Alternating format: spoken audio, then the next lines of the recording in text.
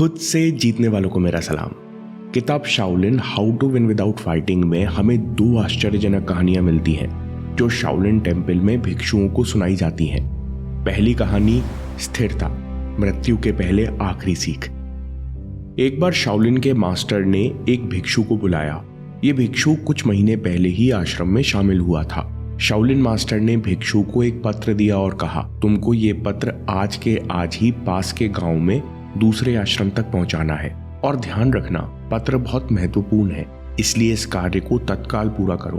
भिक्षु तुरंत दूसरे गांव की ओर चल पड़ा। आश्रम के रास्ते में खाई पार करने के लिए एक पुल था। भिक्षु पुल की ओर बढ़ने लगा, लेकिन आगे का नजारा देखकर उसे लगा कि अब उसे वापस जाना पड़ेगा। पुल के दूसरी ओर पर एक अनुभवी सामुराई योद्धा नंगी तलवार यानी कटाना लिए बैठा था। असल में सामुराई ने अपने युद्ध कौशल की महानता साबित करने के लिए एक प्रतिज्ञा ली थी कि पुल से निकलने वाले पहले 100 लोगों को युद्ध की चुनौती देगा और उन्हें परास्त करेगा। सामुराई अब तक 99 लोगों को मार चुका था और अब भिक्षु की बारी थी। सामुराई ने ललकार कर भिक्षु को चुनौती दी तो भिक्षु ने सामुराई से याचना की, मैं अपने मास्टर के कहने पर दूसरे गांव एक महत्वपूर्ण पत्र देने जा रहा हूं। कृपया अभी मुझे जाने दें, मैं जल्द ही वापस आऊंगा, फिर तुम मुझसे युद्ध कर सकते हो। पहले सामुराई को शक हुआ, फिर सोचा भिक्षु झूठ नहीं बोलते, इसलिए भिक्षु को आगे जाने दिया। भिक्षु ने पत्र को आश्रम पहुंचाया। फिर वापस आते समय भिक्षु रास्ता बदलकर सीधे मास्टर के पास पहुंचा और मास्टर को सारा किस्सा सुनाया। भिक्षु ने कहा, मैं आपके अंतिम दर्शन करने आया हूं।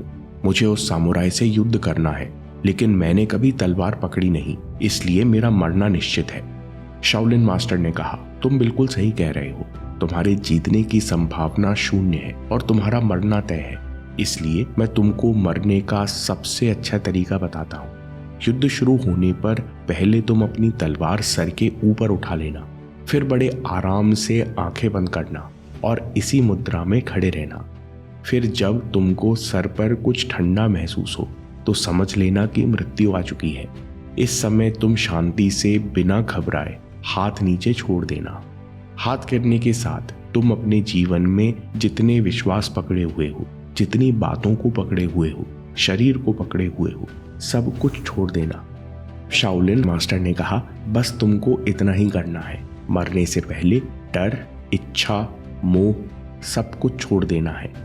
मास्टर से विदा लेकर अपना पूरा वादा करने के लिए भिक्षु चल पड़ा। पर आज भिक्षु बहुत प्रसन्न था। उसके चेहरे पर चमक थी, चाल में आश्वासन था, क्योंकि वो जानता था कि अब वो शांति से मर सकेगा।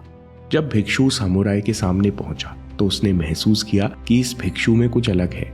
ये बहुत निश्चिंत लग रहा है, लेकिन सामुराई को ज्यादा सोचने का मौका नहीं मिला। भिक्षु ने सामुराई से एक तलवार उधार ली और बिल्कुल वैसा ही किया जैसा मास्टर ने कहा था।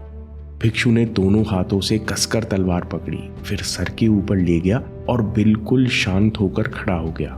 उसके चेहरे पर न कोई डर था, न कोई शिकन थी और न ही उसके मन में लड़ने को लेकर कोई हड़बड़ाहट थी। वो एकदम शांत खड़ा था। सामुराई ने ऐसा शांत चेहरा और ऐसा निडर स्वभाव पहले किसी प्रतिद्वंदी में नहीं देखा था। ये सब देख सामुराई चौंक गया कि आखिर ये कौन है। ये जरूर कोई महान योद्धा है जो मृत्यु की घड़ी में भी इतना निडर और शांत है। ये बिना हिचकिचाए मुझसे लड़ने आ गया। ये सोचते सोचते सामुराई भिक्षु को पास आकर देखने लगा। भिक्षु ने पैर की आवाज से महसूस कर लिया कि सामुराई पास आकर खड़ा है, पर भिक्षु अभी भी शांत रहा और मास्टर की सीख याद रखते हुए मन, शरीर और इच्छाओं को छोड़कर पूरी तरह स्थिर हो गया। सामुराई और कंफ्यूज हो गया। उसने सोचा, ये शाओलिन टेम्पल का कोई महान तलवारबाज है, इसे मुझे मारने के लिए भेजा गया है। अब तक भिक्षु गहरे ध्यान में जा चुका था। वो सामुराई और मृत्यु दोनों को भूल चुका था। भिक्षु की निडरता से अब सामुराई को पूरा यकीन हो गया कि ये अवश्य महान योद्धा है। अगर मैं यहाँ से हिला तो ये मुझे जीवित नहीं छोड़ेगा। ये विचार आते ही सामुराई ने तत्काल अपनी कटाना छोड़ दी और पैरों में गिरकर कहा, मैं माफी चाहता हूँ। मैंने प्रतिज्ञा पूरी करने के लिए निर्दोष लोगों के प्राण ले लिए। मैं अपनी तलवार से महानता खोज रहा था, लेकिन आज पता चला कि असली योद्धा तो आप हैं। कृपया मुझे अपना शिष्य बना लीजिए और अपने लड़ने का तरीका सिखाइए। भिक्षु ने आंखें खोली, मुस्कुराया और सामुराई को अपने मास्टर के पास ले गया। डिटैचमेंट सबसे बड़ा हथियार है। चैलेंज किए जाने पर भिक्षु भी शिकायत कर सकता था। मुझे ट्रेनिंग करने का मौका मिलता तो मैं सामुराई को स्वयं ही हरा देता। भिक्षु ये भी सोच सकता था कि मेरे साथ कितना अन्याय हो रहा है, मैं कितना बेचारा हूँ, मेरी किस्मत कितनी खराब है। अगर भिक्षु इन शिकायतों को छोड़ नहीं पाता तो कभी स्थिर नहीं हो पाता, कभी मास्टर की सीख पर अमल नहीं कर पाता। डिटैच होने पर स्थिरता मिलती है और स्थिर होने पर ही आपका मन शांत हो सकता है। दोस्तों, शाओलिन में कहा जाता है जब मन शांत होता है तभी आप सोच सकते हो और सही एक्शन ले सकते हो और अंततः विजय प्राप्त कर सकते हो। दोस्तों, शाओलिन में कहा जाता है कि एक्शन से पहले डिटैचमेंट, कुछ भी करने से पहले स्थिर हो जाओ, उसके बाद एक्शन लो। दूसरी कहानी, शतरंज की आखिरी चाल।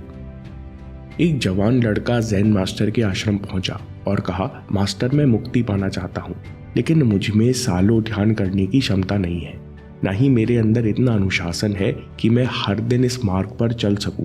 क्या मुझ जैसे इंसान के लिए मुक्ति संभव है?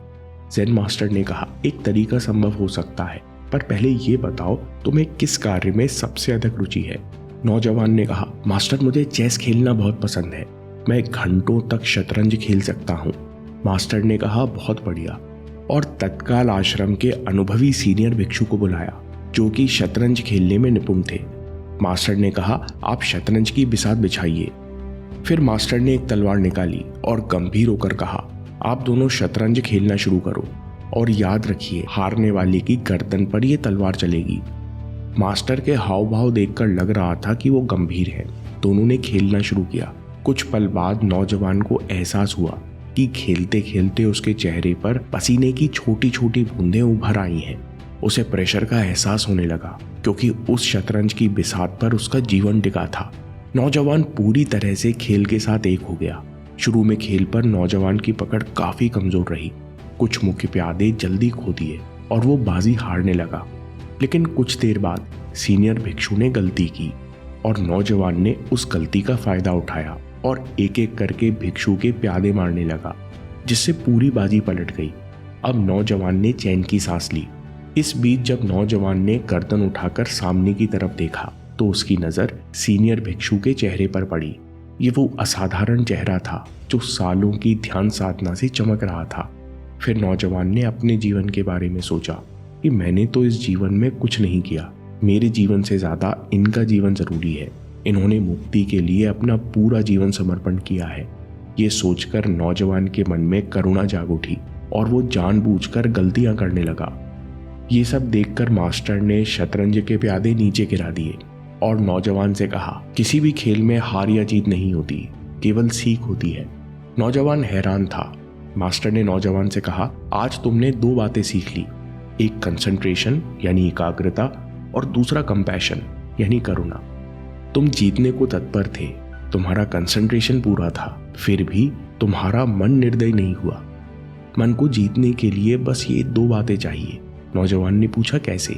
मास्टर ने कहा, जब हम मन शांत करने की कोशिश करते हैं तो कई बार मन अपनी गति से चलता है, हमें विचलित करता है।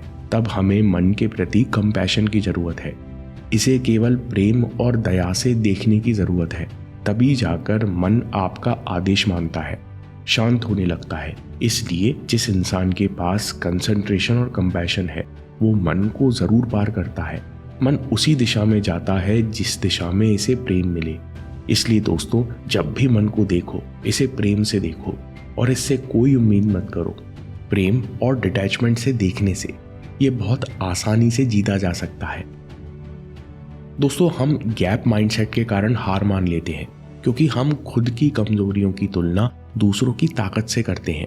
कैसे एक लड़के ने लगातार मेहनत करके कठिन समय में डटे रहकर अपना करियर बचा लिया। इस पर अगला वीडियो देखिए और याद रखिए, आपके समय से कोई वीडियो, कोई ऐप, कोई न्यूज़ कीमती नहीं है। मैं काम के किस्से लाता रहूंगा। हम जीतेंगे।